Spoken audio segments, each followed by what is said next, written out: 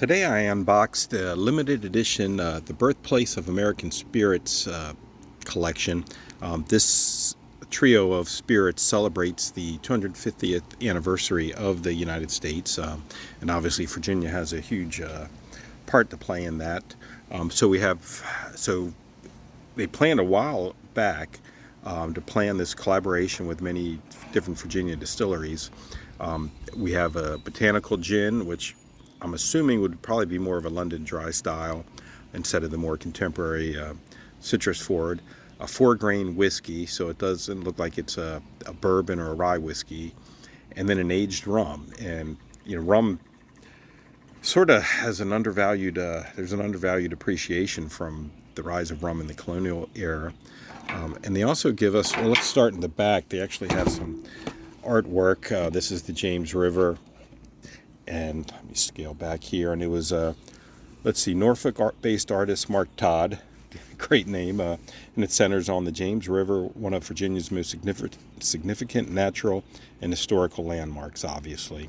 So the packaging for this is really unique. There's also a pamphlet that they give us with some more really nice artwork. Let me just scroll through this.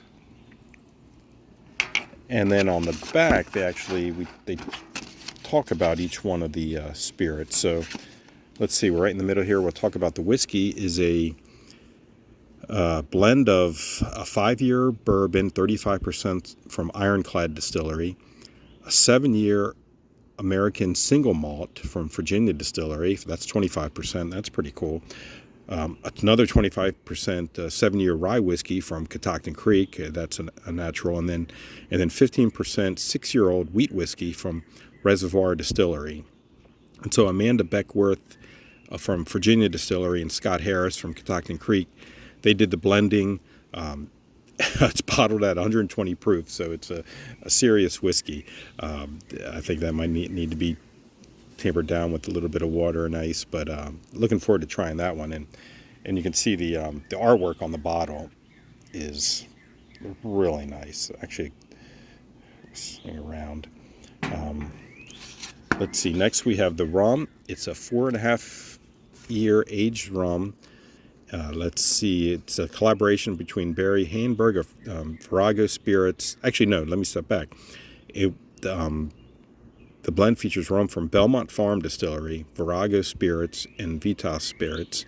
And then it was led by Barry Haneberg of Virago Spirits, which is, they're in Richmond, and they're known for their rum. I think they have a 151 rum that's really nice.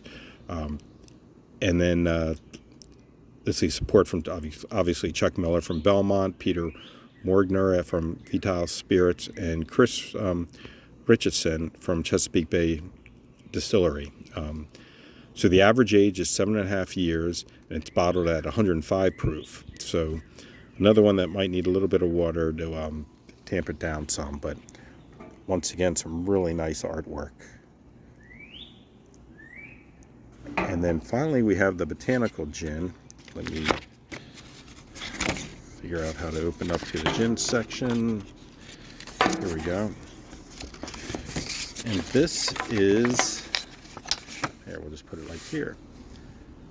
Sorry about that. This is a collaboration between Mount Defiance Distillery in Middleburg, Virago Spirits again from Richmond, and Vitae Spirits. I think they're also, actually they may be in Charlottesville. I'll put that in the notes where they're at. It's built around a traditional London dry, hence the name botanical gin. Italian juniper, angelica, coriander, orris root, and lemon peel. You don't really think of colonial times or history and mostly Virginia spirits being influenced by gin, but evidently it was, and I got to do a little bit more research for that.